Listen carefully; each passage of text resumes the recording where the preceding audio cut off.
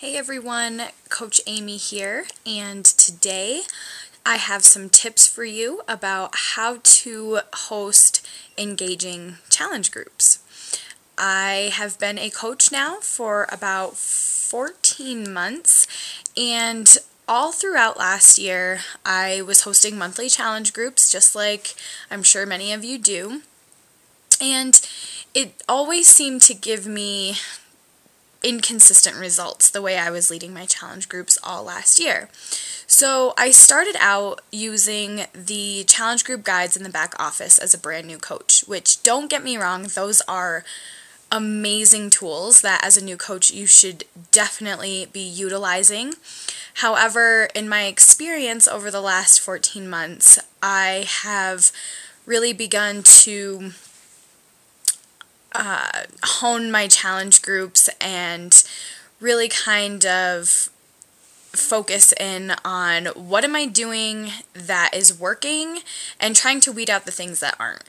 So one of the things I learned last year is that doing daily videos, just like this one I'm doing right now, only obviously it's not going to be this long, and just doing daily videos and posting to my groups and having that personal connection. They can hear me, they can see me, my face, my expressions, they can hear me talking to them, telling them, make sure you're getting your workout in today, don't forget to drink your shake, track that water intake, share with the group.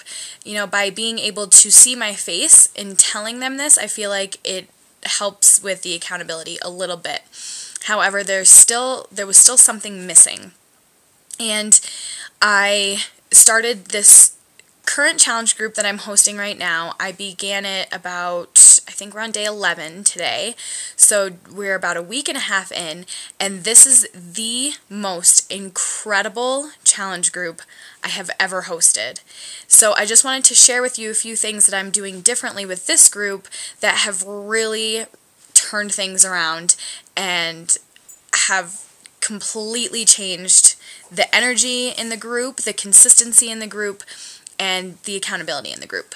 So tip number 1 is include personal development and overall wellness into the group. So as I was saying before, before I started this group, I was trying to think of how I could improve upon my groups from last year and make them more consistent. And I know that for me personally, since adding personal development into my life, since becoming a coach, a lot of things have changed for me. And I know that it's because of the personal development, and I feel as though if things are changing for me personally, that is probably the one aspect that is missing from my challenge groups is the personal development. I do this with my coaches and it seems to be working. Now I have implemented it with my challengers and it's really made a huge difference. So as coaches, we all have the audio for The Compound Effect by Darren Hardy, which is the book that began the process of changing my life. So if it's going to have that much of an impact on my life, I need to share that with my challengers. A huge part of fitness and changing your habits is changing your mindset and being able to manage your mindset in order to deal with the things that we deal with daily. If we all know what the beginning ugly parts of our fitness journey, from the very beginning, it wasn't a pretty picture. And it wasn't until I added this personal development into my fitness journey that it really began to change my results as far, physically and mentally and everything else in my life. So tip number 1, add in personal development and wellness. So I have a history, my background is I started as a massage therapy major, which got me started into the mind-body process. So I've been learning a lot about wellness throughout my schooling and now as a coach. So I wanted to bring that in and address more than just the physical parts of our well-being. Because as much as we try to work on the physical, if we're not addressing these other aspects, there are 8 aspects of wellness that I've incorporated into this challenge group, from occupational, social, spiritual, physical, obviously we always do that in every single challenge group, intellectual, emotional, environmental, and financial. Because we all know that one of the biggest struggles that we have as coaches is getting people to commit to the home direct and getting that residual income. And a lot of times people give us the cost objection. If we are dealing with the financial aspect of their wellness, it's going to give them a different mindset. It's going to make them make their health a priority as far as financially and physically. So I believe that by adding in all of these aspects of wellness, it's going to help retain these people in this healthy lifestyle that they're working so hard to do in this 30 days. It's going to help carry on all the things that we're learning into the rest of their life and not just end after 30 days.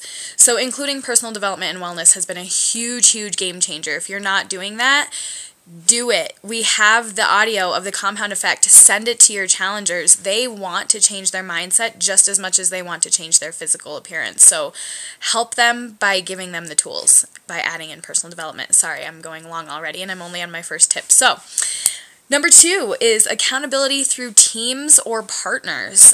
I have so many people in this challenge group. I was really afraid that I wasn't going to be able to give that personal attention, that one, being able to respond to each and every single person's post all day long. So I have 24 people in this group. I've split them up into 6 teams of 4 people. They had to pick a team captain, and the captain is responsible for helping me to keep track of who is checking in every single day. So I've noticed that having the teams, just having a team and being a part of something bigger than themselves has kept them more accountable. I've had 100% participation most days out of this day 11. And the days that I haven't had 100% participation, it's been 1 or 2 people out of 24 that aren't checking in. So I am blown away by the difference in accountability by having more people hold them accountable rather than just myself as their coach. So splitting them up into teams or even partners. So if your group is only 8 or 10 people, split them up into partners, and then that way it's like us coaches having a success partner. It's giving them someone else to be accountable to rather than just a coach telling them what to do.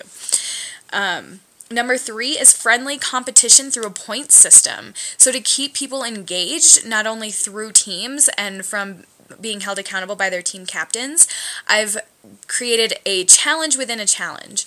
So my point system is for pictures. So I'm encouraging them on top of their daily check-in to also post pictures. If they post a post-workout selfie, sweaty selfie, that's worth 5 points for their team.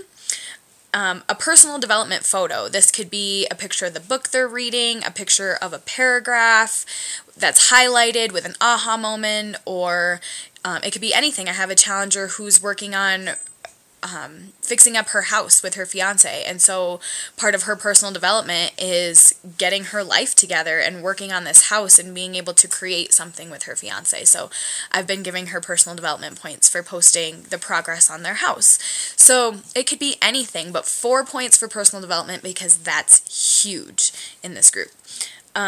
Their shake of the day is worth 3 points, a healthy meal is worth 2 points, and a picture of their water, it could be their water bottle, them drinking water, anything creative is worth 1 point. So that's my point system, and by having a point system, it is a little bit more stressful as a coach. You really, really need to track this because people are going to stop engaging if they don't think that you are paying attention and that you're not actually going to reward them.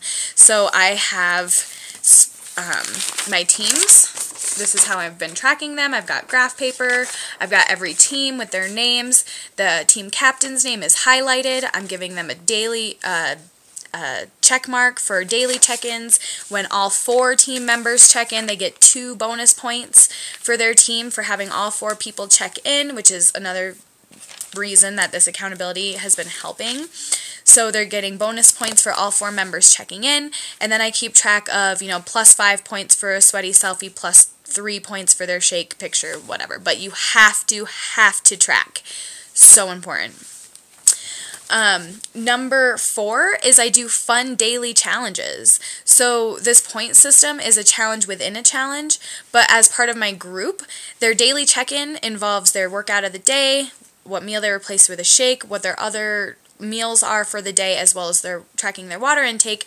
But I also do a fun daily task that not only teaches them about a healthy lifestyle, it also helps them to create these healthy habits, and it also adds value to the group. So we'll do Tasty Tuesday, we'll share recipes.